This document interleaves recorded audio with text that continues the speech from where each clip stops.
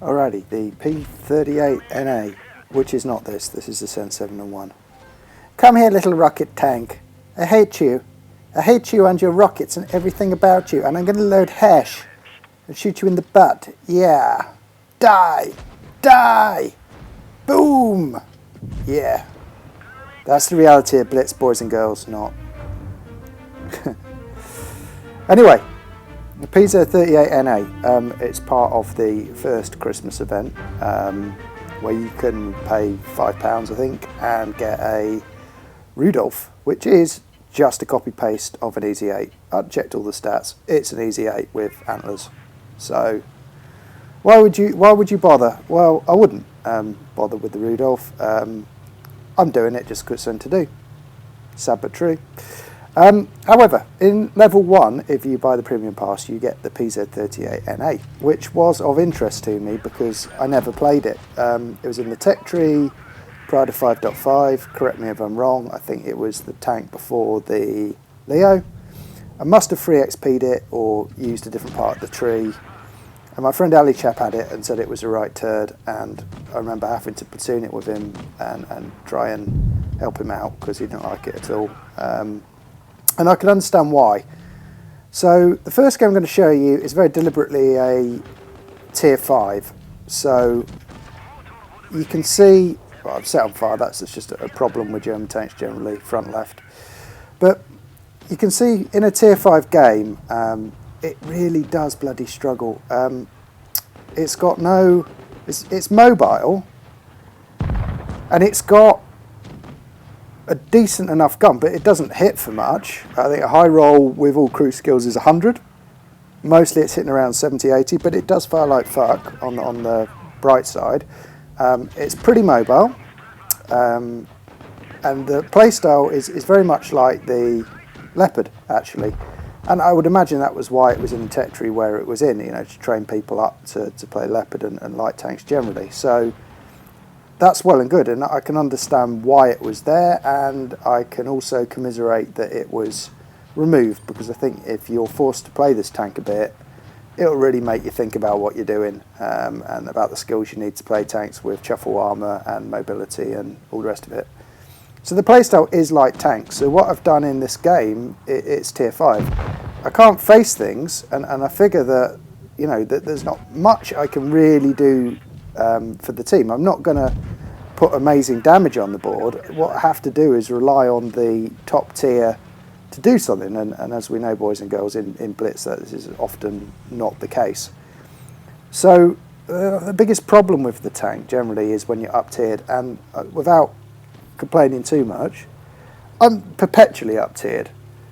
Like perpetually up tiered. If I play 20 games in this, I'll be playing 18 tier 5 games or something ridiculous. So that's a problem. So you've got to be a bit smart. You know, you can't push the tank into things. You've really got to drive it carefully like a light tank. I mean, you could adopt more of a medium play style where you sit behind things and use the DPM to, you know, do some damage to stuff, but I wouldn't do that. I think that the tank needs to be pushed out there, and you need to spot. And in tier 5, you've really got to play the tank for the team, because it won't carry. So go out and spot, lay the battle out for the team, and hope that there's some good.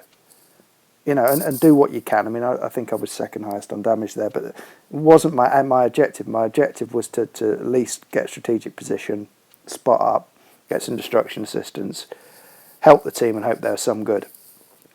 All of this said, if you get up tiered, believe me, it took me a lot of games to get up tiered. The tank does come into its own. It is strong within its own tier 4. But don't get me wrong, if you get a SEAL clubbing platoon of an M7 and a PZB2, you're screwed. You're screwed. Things like DW2s, you're pretty screwed. You know, you've got to drive around the back of them, you've got to flank them, but for all of that, you're hitting stuff for 70, 80 a shot, and they're firing pramo generally. Not that they really generally need to, because you've got chuffle armour. You're screwed at tier 4. If you get one of those platoons and you're on your own, you're screwed, basically. But if you get a matchmaker with at least a couple of tier 3s, and, you know, not being funny, incompetent red team that is just about as incompetent as your team, e.g. it's actually kind of fair, you can do stuff in this tank, and that's what I'm going to try and do in this game. So what I've done is basically go up the middle and spot. Fair play to the looks, he's done the same thing, and we spotted up the enemy on the right. But you can see I'm not pushing, and I'm just taking my time trying to work out where they are and what they're doing, because if you're pushing this tank you will get wrecked even at this tier. So what I've done is spot the Hetzer at the back, so I'm going to flank round on the Hetzer, I'm going to reset my camo and really think about what I'm doing. So I'm going to pop over here, hopefully find the Hetzer now and re-camo, drive around and do a COD, all will be good with the world, according to me at least. And then I noticed this BT7, and you would think for all the world that the BT7 was AFK. He's not, it's just sat on spawn, and you know, that this is what you get without being funny at tiers 3 and 4. You get this sort of weird shit going on all the time. And let's be honest, you get this stuff going on at tier 8, tier 9 anyway, so whatever, it's endemic in the game. But you can see I'm facing a tier 3 tank, and no matter how I angle or what I do, every shot he fires goes straight through. So I'm going to use the corpse of that to get into the Hetzer. Hetzer fires and misses. It really does need to relocate. And you can see the gun's pretty accurate, right? It's pretty good, and it does fire like fuck. So that's good.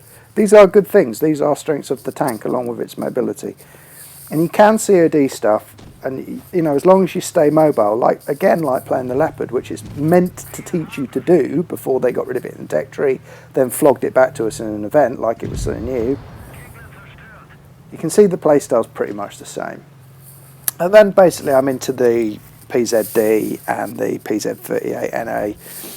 And you know, I've played a considered game. I mean, I've missed some shots, and to be honest, that's me playing shit. The gun's actually not that bad for a tier 4 gun. It's pretty damn accurate. And as you can see, reloads like buggery. And you know, when you come and trade up with a PZ.38 NA, especially at the same tier, you can see it's not ending well for me or him.